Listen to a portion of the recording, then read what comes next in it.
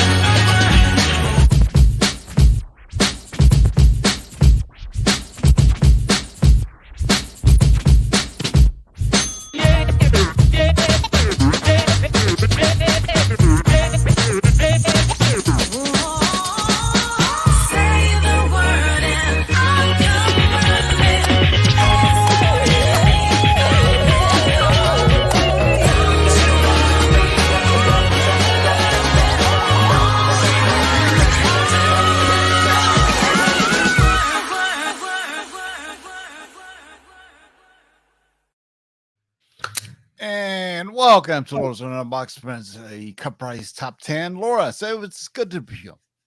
Hey guys, welcome in. As you can see, it's just gonna be TiVo and me tonight, but we got this. We can hold down the fort for one show, right? I hope so. Yeah, we got this. It's gonna be good. It's gonna be good. Once again, this show was sponsored by our friends from CovrPrice.com for price guides, collections, and trends. Head on over there for $6.99 a month. And our friends at Bird City Comics. Use discount code of LOTLV to get 15% off. Laura, anything dropping this week? Yeah, so we're doing a drop on Thursday. It's going to be for Kill Your Darlings. Felix Morales did the cover. It's an homage to that recent Joker cover that came out, and it is so good. So make sure that you are on our Instagram, you're following us, you're subbed to our text line so that you can see all that. Okay. And did the people reach out to you for the winnings? I had one person reach out so far, I believe. No, wait, I have two. No, I have a note. I have a sticky paper, very primitive, on my computer. All right. So everybody's accounted for? Yes. All righty. All righty, boys and girls. Let's, as always, there's a runner-up to the top 10. This week's runner-up is... almost made the list since it's such a cool cover. Number 11, Night Terrors Zatanna number 2 by Chuma Hill. This is the 1 in 50 and it just came out. Since the introduction of James Gunn as the head of the DCU, DC Books have seen a quick uptick in sales. Their newest event, Night Terrors, has been going gangbusters, sending some of our fan favorite heroes to the nightmare realm. Combine some of DC's greatest heroes with a bit of horror and throw in some high ratio variants, such as this Zatanna gem from Chuma Hill, a hot aftermarket book you may have. We track 15 copies sold at a 7-day trend of 112%, with a high sale of $250 for a near mint raw and a current raw fair market value of $127. This is so cool. Love it. Yeah, fishnet. She has a lot of good work. If you go and visit her page, she did a 007 cover and it's just absolutely stunning. Really beautiful compositions. Wow, a bunch of offers. Nobody got this. Nobody got this book, really. I think I actually got one. I think Aunt ordered me one ahead of time. And Night Terrors is a really cool concept too. If you're not reading the series, it's neat. Yeah, so runner-up is Night Terrors Zatanna. Number 2, the Chuma Hill 150 variant. DC rarely does 150 variants. That's pretty. $250 in a raw dog. Wow. Okay. All right, let's get right to what's in the top 10. An old standard. Oh, wow. Okay, number 10, Amazing Spider-Man number 300. This came out in 1988. Todd McFarlane's illustration of Spider-Man's iconic black costume has become a modern-day grail. Not only does it have one of the most recognizable covers in the Amazing Spider-Man run, Jesus, that throws me off. Are you okay? Need some water? No, I have sinuses today, so it's awful. You're fine. But it's also the first appearance of Venom. While it's been a highly sought after commodity, recent symbiote storylines in the MCU have helped propel this book to new heights of popularity. Additionally, the upcoming Spider-Man 2 game has also put a spotlight on Venom. The latest sales show that the market may have softened on this grail, allowing some collectors to pick up high-grade copies at nearly half of the price they were sold for a year or two ago. For the most part, this book has stayed upwards of $3.5K in value for a graded 9.8. That is still a decent increase in value from the 2020 days when a 9.8 sold in the lower 2000s. Today, we tracked 18 copies sold at a 7-day trend of 143%, with a high sale of $3,925 for a CGC 9.8 and a raw near mint fair market value of $539. Yeah, so ASM 300. I remember this book was like maybe 2 years ago. It was like pushing like ridiculous amounts, but and there's tons of them out there. I mean, it's iconic. A staple, and a staple that I sold at the height. So I have a newsstand behind me. I'm curious what that one's going for right now. Yeah, I should look on CovrPrice for that. So number 10 on this is ASM 300. What do we have for still on here? Oh, nice. Okay, number 9, Gargoyle of Gotham number 1. This is the ash can that just came out this year. Batman is widely known as the Dark Knight, but how dark can dark get? Rafael Grampa uses his DC writing debut to explore the darkest parts of Batman's psyche. What happens if Bruce Wayne's persona is completely removed? Then we got the Gargoyle of Gotham. This book has tons of hype, thanks to a 1 per store ash can sent to stores last month. The aftermarket is ready for this story, hoping it will leave a lasting legacy in the Batman fandom. We tracked 26 copies sold at a 7-day trend of 127%, with a high sale, get this, of $78 for a near mint raw copy and a current raw near mint fair market value of $42. That doesn't seem so bad. It seems pretty cheap, actually. It's reasonable for a 1 per store, yeah. Yeah. Actually, 1 per store, very cheap. I mean, something's going on. Read the tea leaves. All right, number 9 on the list is Batman Gargoyle of Gotham number 1, the ash can variant. 78 bones for a raw dog. What do you have for number 8? All right, number 8, Invincible number 120. This is from Image back in 2015, which was 8 years ago. Doesn't seem like it, but it has been over 2 years since we were introduced to the Invincible animated series. Fans went on a wild ride through the bloody, gut-wrenching, bone-shattering, knuckle-busting, neck-snapping animated story of mayhem. If you think that's an exaggeration, just watch one episode. The series was well received by many longtime fans and attracted new audiences to the fandom. Season 2 is finally on the horizon, and the series is returning to everyone's radar. This issue was underordered by many retailers and soon became a chase book for many collectors. In addition to the scarcity of this issue, it also features the death of Battle Beast, a fan favorite. We tracked 11 copies sold at a 7-day trend of 308%, with a high sale of $150 for a CGC 9.8 and a raw near mint fair market value of $25. All right, Invincible number 120. This is probably my favorite cover. I mean, have you watched the entire series? Yes, it is awesome. It is awesome. Yeah. I struggled with it at first because it wasn't what I was expecting. You know, like you go into episode 1 thinking it's going to be one thing and then just, whew, it's good. It is uber violent. It is. It's everything. It is just like the comic. And the animation is pretty good too. But the Invincible world is huge. I mean, you wait to season 2 because it goes out outer space, in the galaxies, and all kinds of crazy stuff. For the most part, season 1 it was just earthbound, but wait till you see the season 2. So there's potential for some world building and for all these books to continue to grow if you can track them down. Oh yeah. All right, what do you have for number 7? X-Men number 130. This hurts because I sold this about a year ago. This is the newsstand from 1980. This is such a fun rumor to write about, and it comes from the production floor of Deadpool number 3 and during Taylor Swift's epic worldwide Eras tour. This issue of X-Men features the first appearance of Dazzler, a mutant that can turn sound vibrations into light and energy beams. The character was initially started as a potential multimedia deal between Marvel and Casablanca Records, in which the latter hoped to produce music created by the fictional character. It is fitting that the latest rumor on Dazzler is that she will cameo in Deadpool 3, played by none other than Taylor Swift. Regardless of any particular feelings towards the superstar, no one can deny Taylor's massive star power. A cameo like this could send her fans demanding more of the Dazzler, leading many speculators to pick up copies of this first appearance. We tracked 33 copies sold at a 7-day trend of 104%, with a high sale of $449 for a CGC 9.6 and a raw fine fair market value of $63. Mine was beautiful and I sold it. Should have known better. I should have added that I have one. Do you? Yeah, so I have no problem with Taylor Swift playing Dazzler. I mean, you know what? She can sing, she can act, she can do it all. You know what I'm saying? What was the movie she was in? Ender's Game? Was it Ender's Game? No.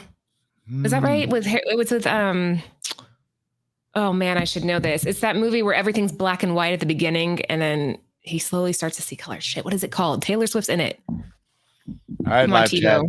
Do your duty. I've never black and white and then goes with color. No. Chloe, the Giver. My daughter just hopped in. She said, "The Giver." My daughter just fangirled in the doorway. She goes, "It's The Giver," and Taylor. Shout out to Laura's daughter. Yeah, it's called The Giver.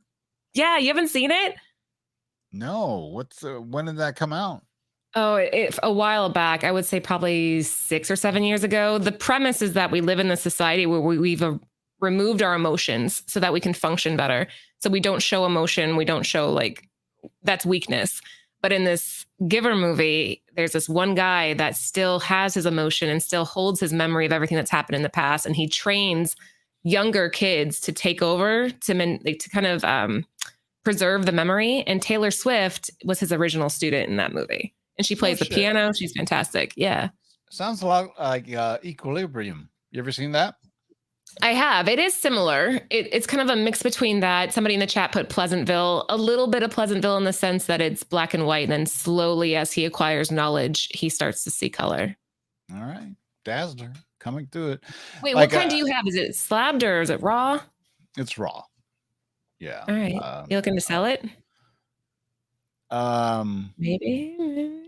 Let me see. I may have doubles. I'll see. Okay. I have one Dazzler comic that is an error comic where one of the pages is it was like black and white and the rest were color. Maybe I can do that. Yeah. That would be awesome. I wonder what that I gotta find it though. Because I bought it and then I was like, where the fuck is it? I don't know where all my comics are. They're all I gotta organize. It's ridiculous, you know. And I do think that if they end up using Taylor Swift, I mean, Matt's completely right. She has a cult following. My daughter bought tickets to her concert. Not kidding. $600 a ticket. And it wasn't even like good seats. It was crappy seats. And it was sold out. Everywhere she goes sells out within seconds.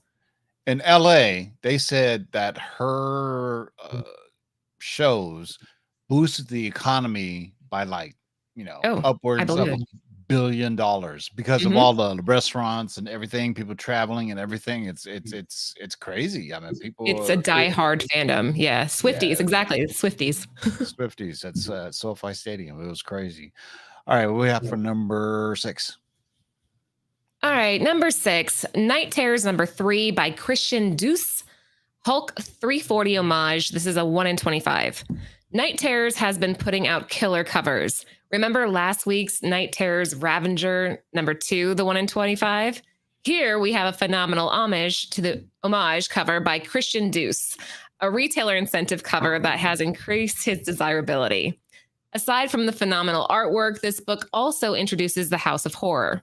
This issue has a lot going for it, and fans are more than willing to pay the increased fair market value, more than the increased fair market value for a copy. We tracked 37 copies sold at a 7-day trend of 115%, with a high sale of $50 for a raw copy and a near mint fair market value of $20. I dig it. I like the old school like logo and the price and everything on it. I dig it. Yeah, this is cool. I haven't even seen it yet. But that's interesting. It's seeing that it's a Batman Hulk homage, right? I mean, that's that's crossing over. Like, I'm trying to think about other comics that have done that. When DC and Marvel cross, I don't know. No, when they homage one another, like Yeah, that's what I mean. I think there was a Spider-Man cover where he was lifting the car, like Action Comics number 1. I can see that. Yeah. I'm trying to think what else. Yeah, I give up. All right. Just like herpes, this number goes away. All right, I have to be the JB for a second, though. Before we move on to number 5, make sure you guys out there in this fantastic chat are giving the show a thumbs up. And better yet, make sure you sub to the Bird City Comics text line. Number 5. Spider-Man number 7, the Humberto Ramos top secret spoiler from 2023. Here is a book we rarely see on our top lists. That's sarcasm. 99.9% of the human population has now heard of Spider-Boy. At least that's the way it feels. This book was an instant hit the moment it was released. Both the fair market value and the character's popularity have been consistently moving upwards. Even Dan Slott added a CGC 9.8 copy of this book to his collection. And side note, he posted about it either on Twitter or Instagram. I saw it somewhere. The more we hear about Spider-Boy only seems to cement his popularity. And that's saying something. We tracked 39 copies sold at a 7-day trend of 110%, with a high sale of $238 for a 9.8 and a raw near mint going for $38.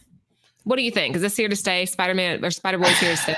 Yeah. This one perplexes me. I don't know why it's still on here. I don't know why people are still buying it. And methinks somebody knows something or something that maybe he'll be in the next, Spider-Man animated movie or something. I mean, it seems inevitable, right? They give this much character attention, to so much, I don't know, so much juice behind it that I could see why people are like, okay, this is going to be something. And, and the sheep follow, right? Hey, he's buying it. Oh, I should get it, and it's just. Well, you know what? Bad. Because I feel really bad that I didn't buy this sooner. I was questioning it too. And now I'm sitting here like, okay, maybe I was wrong. Yeah. I don't regret it. I was like, whatever. Really? Even still seeing this pop up week after week after week, you don't think there's anything to this? No, I think there's something to it, but I'm not going to go chase it. You know what I mean? Yeah. It's too late to chase it now. I've already, if I was going to do it, it would have been weeks ago. So, I mean, 238 for a 9.8, that's attainable. I mean, it's, but, it's not like I'm going to buy and be like, hey, look what I got. Hey. All right, number 5 on the list, Spider-Man. Number 7, the Humberto Ramos top secret spoiler variant coming in at number 5. We have for number 4, halfway there, boys and girls. All right, number 4, Spider-Man Reign number 1 from 2007. In 2018, Bruce Wayne got in trouble for showing off his Batarang in Batman Damned number 1. The media went wild, and even non-regular collectors soon attempted to grab a copy of the recalled issue. However, Bruce's shadowy member's debut was not the first time we've seen a crime fighter in Commando. This issue shows an alternate reality version of Spider-Man, who's older, withered, retired, and still dealing with the heavy burden of accidentally killing MJ through decades of radiation exposure. There's more to it, but that's like the gist of it. Not only that, but we also get a full display. Hold on one second. Oh, we're good. We get a full display of his web shooter. These are in quotations, guys, so read in between the lines. Due to this specific reason, the issue was recalled but never replaced. The second print corrected the issue by removing the controversial panel. Collecting recalled issue is a niche fandom in the comic book world.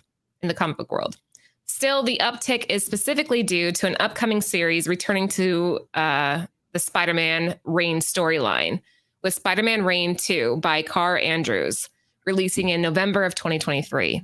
We tracked 13 copies sold at a 7-day trend of 345%, with a high sale of $80 for CGC 9.4 and a raw copy, very fine, fair market value of $8. Oh, the puns in the live chat are just I was trying to read it in a certain way, but yeah. I mean, web shooter. Spider-Man's dong in comics, that's crazy, but it is an MK label, meaning the Marvel Knights was more adult oriented. So I mean, I don't know why they would show it though. I meant but you've never seen it? You don't have the Batman Damn book? Oh, I have that one. Yeah. Oh, okay. No, I'm talking about Spider-Man. Yeah, it's interesting. I mean, it kind of takes the characters a little bit farther, which I don't see a problem with it. I think it's kind of a good way to reel in the adults. Okay, so you got a thing for Spider-Man. You got a thing for Spider-Dong. Okay, it humanizes the characters. I mean, I don't know. It doesn't bother me. Yeah, but Spider to me is always wholesome. You know what I mean? I don't need to see his web shooter. You know what I'm saying? Well, that's the whole point. It makes him more human, because what human is completely pure? What human it just walks around and is like, angel all the time? You? Nah. All right. Sweet. Thanks. Number 4 on the list, Spider-Man Reign number 1, black costume variant coming in at number 4. All right, we have a number 3. Wow, this book always. Yeah, Spawn number 1 from 1992. Spawn fans got a glimpse of hope when McFarlane announced that the movie was still in production and moving forward. However, that was before the writers and actors strike in Hollywood. There have been no new updates about the movie since.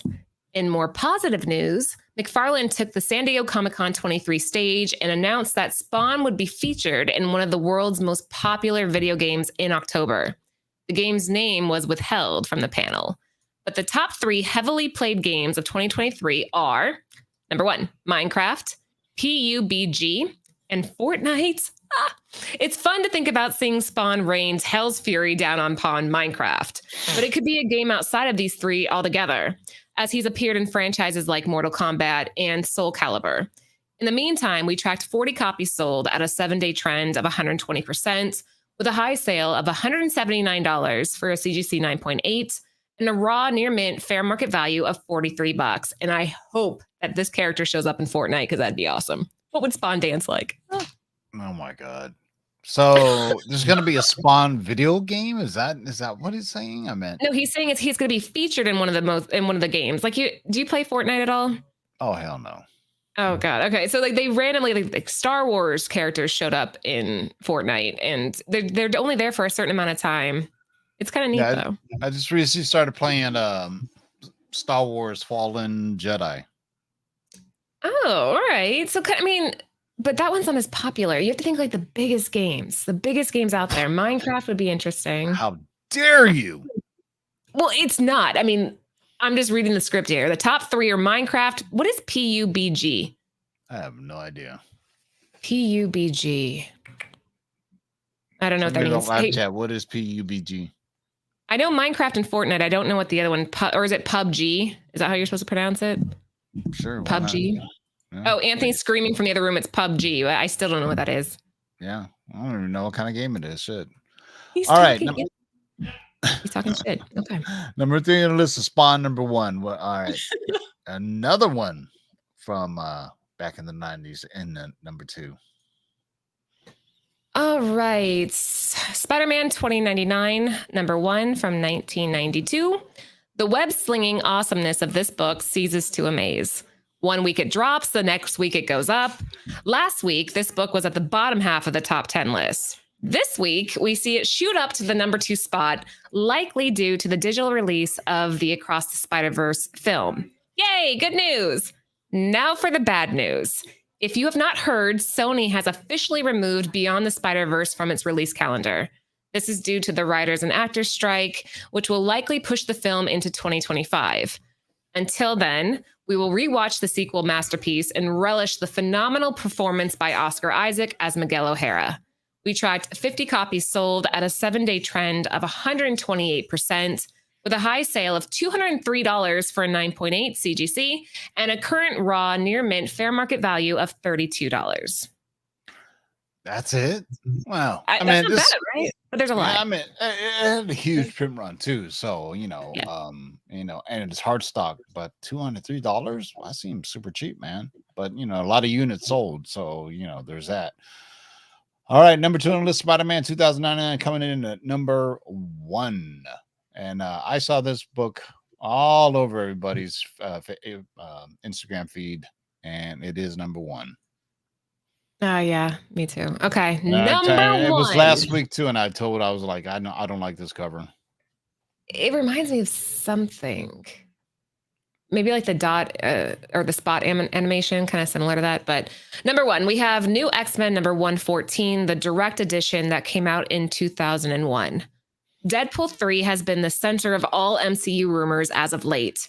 It features that the reported multiversal adventure of the Merc with a Mouth will bring about whispers of cameos. One of those whispers is that of Cassandra Nova, the twin sister of Charles Xavier. She is an astral plane parasite who copied Xavier's DNA while he was gestating inside his mother's womb. Of course. Talk about sibling rivalry. In addition to this cameo rumor, there are even fainter whispers that this will not be Cassandra Nova's only appearance. According to well-known leakers, it is likely Cassandra Nova will also appear as an antagonist in the 3rd Doctor Strange film. Oh. It is very early in the film's development, and the outcome of the writer's strike could completely debunk this rumor once concepts and ideas are fleshed out. Until then, Cassandra Nova is the lady in the spotlight. We tracked 113 copies sold at a 7-day trend of 203%, with a high sale of $300 for a CGC 9.8 copy and a raw, very fine fair market value of $12. All right. Yeah. So there was news that came out that there was the Doctor Strange number 3 is going to be based on the Time Runs Out storyline that came across multiple titles in the Marvel Comics. And that's, I mean, it's basically dark, kind of end of the universe kind of thing in Doctor Strange.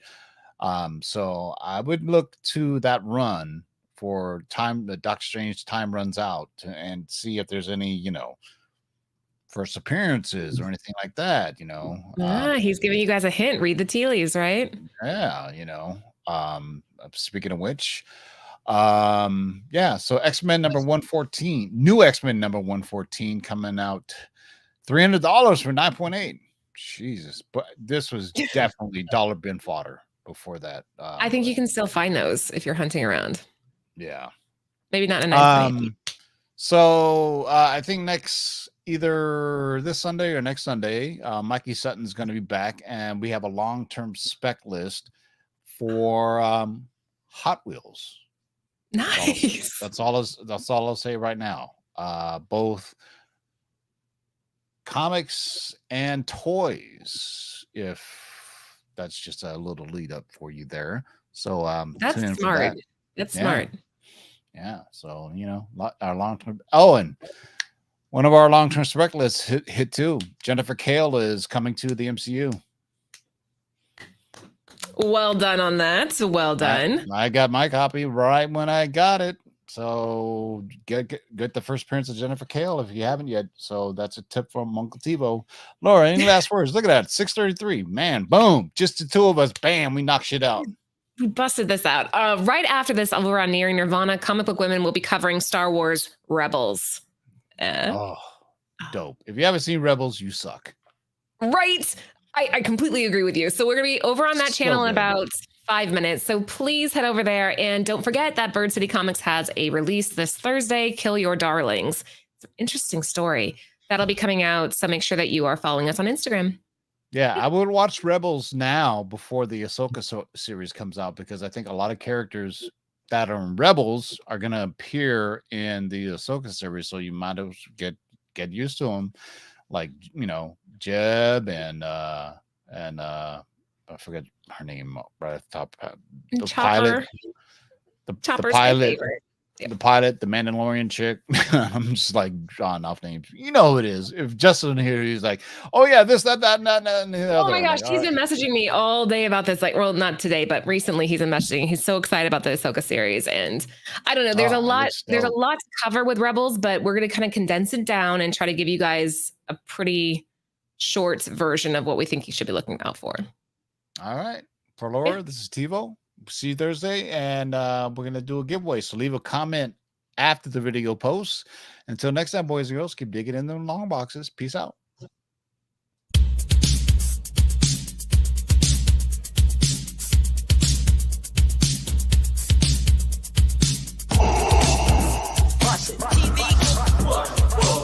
Shake it, make it, pull it back. Oh my God.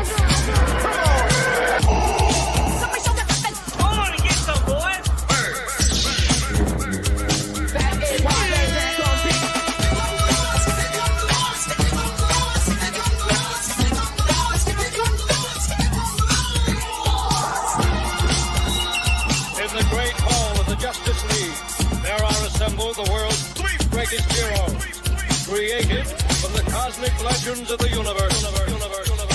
Their mission, to fight injustice, to right that which is wrong, and to serve all mankind.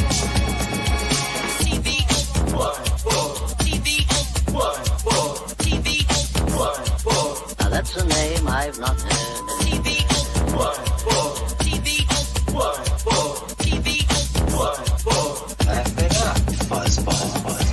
this, you shall know that the Lord is upright. Shake it, make it, pull it back. In this, you shall know that the Lord is upright. In this, you shall know that the Lord is upright.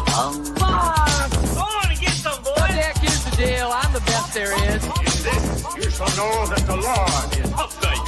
What's in the box?